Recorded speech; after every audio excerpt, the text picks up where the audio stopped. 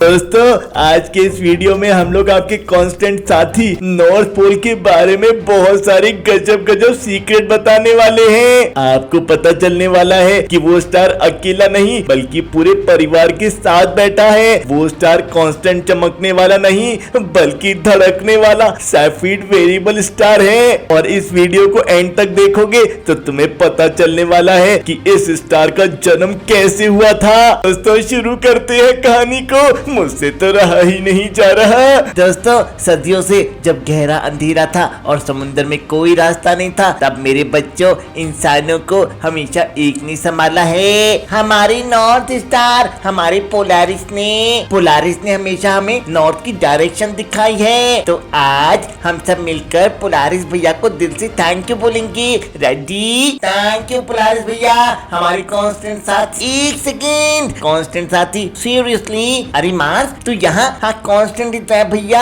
हमेशा नॉर्थ में रहते हैं, ये रहता है और कुछ टाइम तक रहेगा भी, पर हमेशा के लिए नहीं है। क्या बकवास कर रहा है भाई? बकवास नहीं, साइंस है। और जब तू घूमती है ना तो सीधी नहीं घूमती, एक लट्टू के जैसे घूमती है। एक लट्टू जैसे एंड में थोड़ा डगमगाता है, बिल्कुल वैसे ही तू भी स्पेस में वॉबल करती है। इसे कहते हैं प्रेसिशन, लेकिन इतना स्लो होता है कि पता ही नहीं चलता। और इसका एक पूरा चक्कर 26,000 साल का होता है। आज तेरा नॉर्थ पोल पोलारिस की तरफ है, पर 5,000 साल पहले जब इजिप्ट के पिरामिड्स बन रहे थे तब तेरा नॉर्थ पोल किसी दूसरे स्टार थूबन की तरफ था और वही तेरा नॉर्थ स्टार था। और आज से 12,000 साल बाद वेगा नाम का स्टार तेरा नॉर्थ स्टार होगा। पोलारिस की ड्यूटी बस कुछ और 1000 साल तक की है। मतलब पोलारिस भैया की जॉब परमानेंट नहीं है। अरे मुझे तो लगा पोलारिस भैया गवर्नमेंट जॉब में है। अरे भाई पोलारिस भैया की जॉब को छोड़, ये तो बस ट्रेलर है, उनकी पर्सनल लाइफ में तो बहुत जोल है भैया। वो सुनेगा ना तो तेरा दिमाग घूम जाएगा।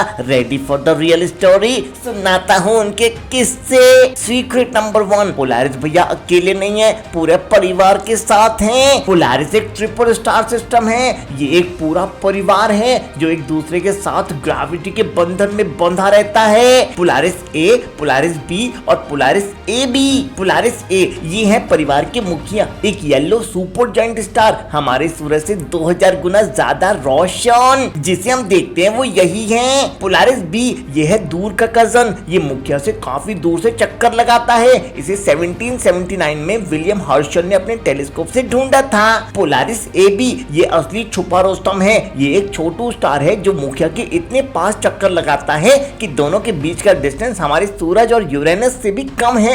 अब आते हैं सीक्रेट नंबर 2 पर, जो हमारी मुखिया है पोलारिस ए। वो एक सिंपल स्टार नहीं बल्कि सैफीड वेरिएबल स्टार हैं। सैफीड वेरिएबल स्टार जनरली एक फिक्स रिदम में पल्सेट करते हैं, यानी उनकी रोशनी एकदम प्रेडिक्टेबल तरीके से कम ज्यादा होती है। लेकिन यहाँ भी पोलारिस ए भैया एकदम अलग तरीके से पल्सेट करते हैं। उनकी धड़कन मतलब पल्सेशन का रिदम फिक्स नहीं है। सीक्रेट नंबर 3, एज और डिस्टेंस का भयानक झोल। हमारे पोलारिस ए भैया इतने ज्यादा ब्राइट हैं, इतने ब्राइट है कि जब हबल जैसे पावरफुल टेलीस्कोप ने उनको देखा तो उसके सेंसिटिव कैमरास की बैंड बज गई। इसलिए उनकी एग्जैक्ट दूरी हम कभी निकाल ही नहीं पाए। उनकी दूरी का हमने अंदाजा लगाया कि वो 323 लाइट ईयर से लेकर 520 लाइट ईयर तक होगी, पर असली पंगा तो उनकी एज में है। देखो एक सिस्टम के तारे जुड़वा भाई जैसे होते हैं, एक साथ पैदा होते हैं, तो पोलारिस ए और पोलारिस बी की एज सेम होनी चाहिए, है ना? हाँ जी होना तो चाहिए। पर जब साइंटिस्ट ने चेक किया तो उनके होश उड़ गए। पोलारिस ए भैया पोलारिस बी से करोड़ों साल छोटे हैं। इसका तो भैया एक ही एक्सप्लेनेशन है जो सीधा साइंस फिक्शन मूवी जैसा लगता है,